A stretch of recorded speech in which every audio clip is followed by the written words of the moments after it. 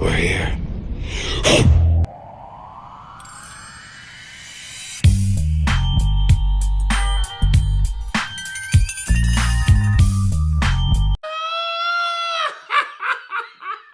Prediction time! Yeah! WWE Extreme Rules. It feels like it's been ages since we had a main roster pay-per-view. It really hasn't been that long, but it feels like it. In fact, it might have been quite long. Has it been 6 weeks? I'm thinking it's been 6 weeks since the greatest wrestling match of all time. You know, like that. It wasn't the greatest, but it was good. So let's get straight into this because I don't want to keep you guys too long. You've been asking for it. You're always asking me to do predictions. I always put it off because I'm always like, who really cares what I think? Then I look at the subscribers, the loyals, and I'm like, you guys care. So let's get to it. You know, like that. Alright then. First match on the card. And I don't know if this is in order, but I'm guessing it is. Sheamus versus Jeff Hardy in a bar fight. I do not care about this match one bit. Let me just explain. If it's just them two in the ring, I'm all for it because they are great wrestlers and they can put a show on for us. But in the case of the storyline, I'm not best pleased about it. I've already put how I feel about that storyline out. I don't really want to go over it again, other than Jeff Hardy has multiple DUIs for drink driving, and now they put him in this storyline focused on his drinking. He's a recovering alcoholic. Allow it, WWE, allow it. Anyway, next match. I'm excited for this one. MVP versus Apollo Crews, United States title on the line. Apollo is actually the United States title. You might not realize that since the last 2 weeks, MVP's been walking around with his homemade United States title. It's not really homemade. In fact, it's better than the original title. In this match, I think they can go 2 ways with it. Really, you'd use this match to try and put Apollo over to the fans, but there's no fans in the stadium. And without the fans in the stadium picking up on the vibes and the crowd noise, I can't really see it. Stylistically, they don't really match. Apollo is a great athlete. MVP is an all-time WWE great, and I think he's having a great run right now with what he's doing with Bobby Lashley.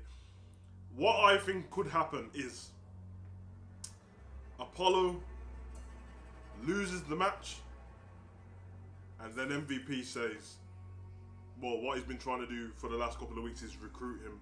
He says, come over to me and Lashley, and you can have the title, and he'll gift him the brand new title.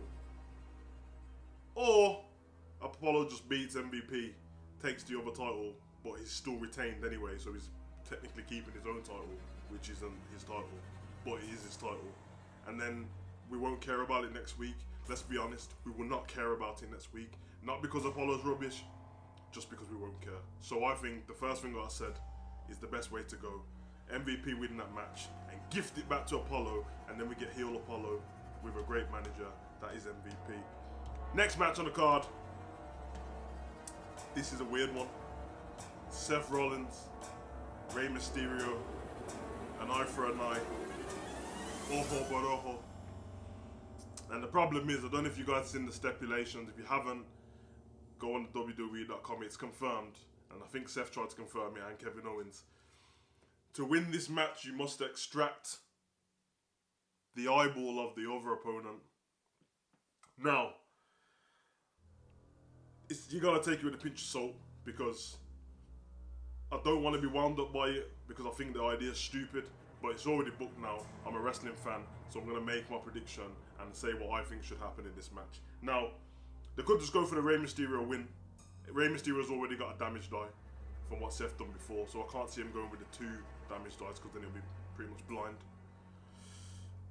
If Rey wins the fight, or he goes to extract Seth's eyeball, it'll be very cool if the rest of Seth's disciples come out, kidnap Dominic, threaten to take his eye out, and basically get, I don't know, something weird like Dominic signs himself over to Seth from now on and saves Rey Mysterio's eye, and that way no eye gets pulled out. That's not going to happen. I think they're going to go down the CGI route. Someone's eye is going to come out. In my opinion, Seth's been on a losing streak. I would give Seth the win. I would let him take Rey Mysterio's eye out. Yeah, I think Seth should win, and then obviously Rey Mysterio wears a mask, so it's a lot easier. if Ray wins, we could go down the thing of if Seth leaves for the rest of the year, he's having a baby with Becky Lynch. You might want to have some time off and be with her. So if his eye comes out, and then when he returns with an eye patch like a pirate. I can actually see that happening. But I'm going to go with my instincts, and I'm going to go with Seth Rollins wins the match. Rey Mysterio, sorry, you're going to have 2 eye patches on. Well, technically it's not 2 eye patches because he's wore loads of masks with the 2 eyes covered anyway. But for some reason I have a distinct feeling that something is going to happen with Dominic in this match, what causes Ray to lose for some reason. So yeah, Seth for the win. Let's match up. Braun Strowman versus Bray Wyatt in a swamp match. This is going to be another boneyard type movie. They've got that creative director, the one who was the creative director behind the Final Deletion, and then he went on to the Boneyard. So I'm guessing it's going to be the same guy putting something great together. I think we're going to get the backdrop of the cabin in the woods. I know it says the swamp match, but I think it's going to be near the cabin in the woods, where Sister Abigail's cabin got burnt down. If you've seen before, I put a post up saying that could it look like it does on the 2K game? Really could.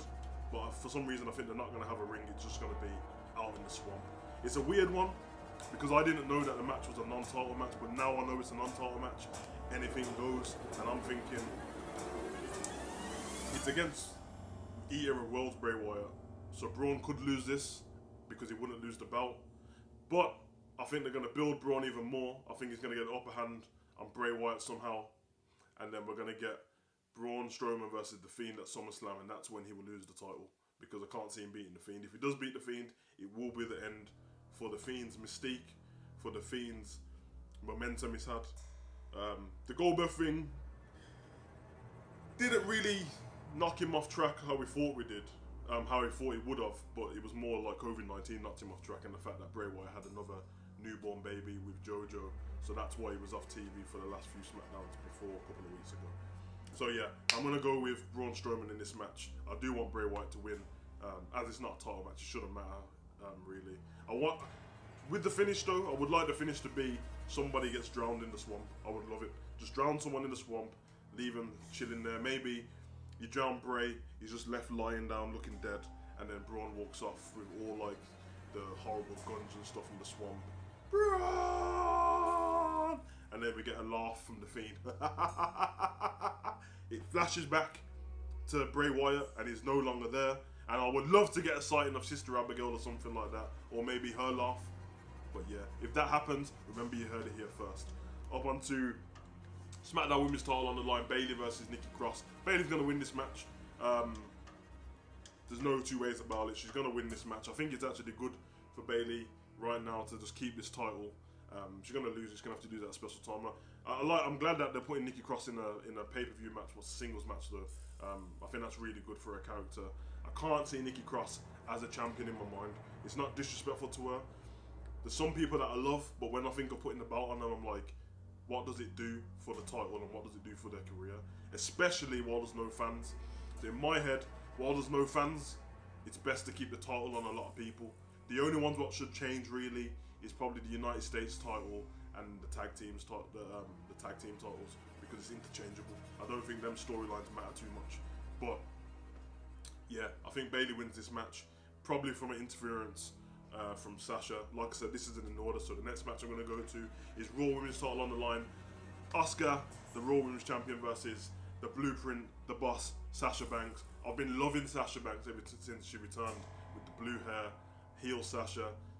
It's the only way to ever go with Sasha, even when we're all assuming that this breakdown is going to happen between Bayley and Sasha. I need Sasha to be the one to be the heel in that, because Bayley's great as a heel. You can see this now, and the old Bayley was played out a little bit, but we're not going to have two heels. And I think out of the both of them, Bayley's way better at being a face than Sasha's better at being a face, and Sasha's just way better as a heel. So, like I said, in this match, there's no way Asuka's going to lose this title.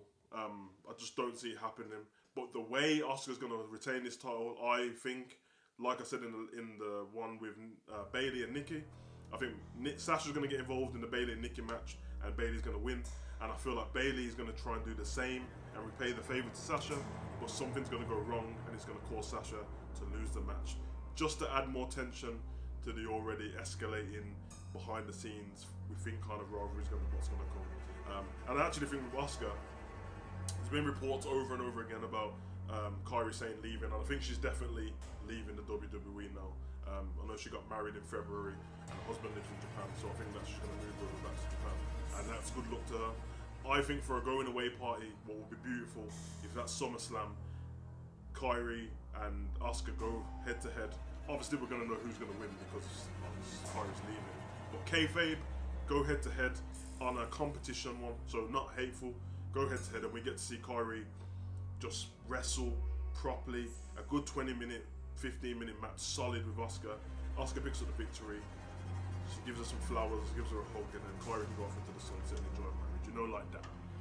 And I think this is the last match, I'm pretty sure it will be the last match on the card. We've got Drew McIntyre versus Dolph Ziggler. There is a stipulation to the match, but as SmackDown has, I was about to say SmackDown. Oh yeah, I just realised something, Dolph was on SmackDown. Anyway, I was about to say we'll probably find out on SmackDown, but they're not on SmackDown together.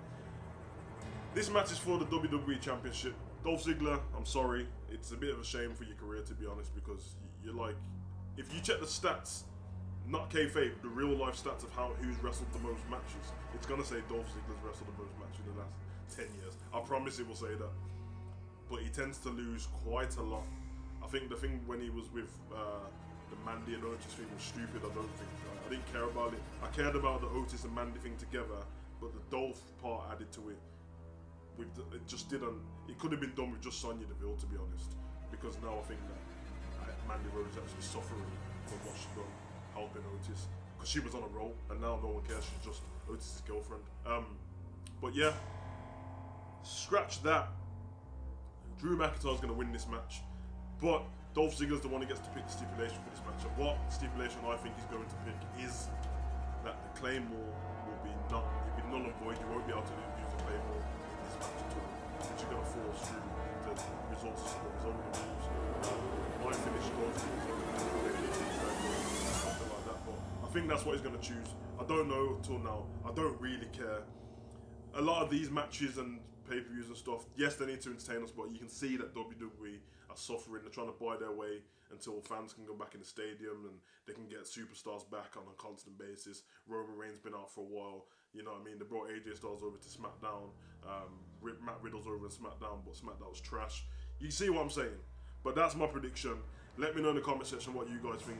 Do not be afraid to comment, because you know I'll comment back. Sometimes it's not on the same day, but you look in the comment section, you look on your comment, I've commented back, because that's what I do. I love you guys. Demon Team, stand up. I'll be your boy. Comment, like, subscribe, and share.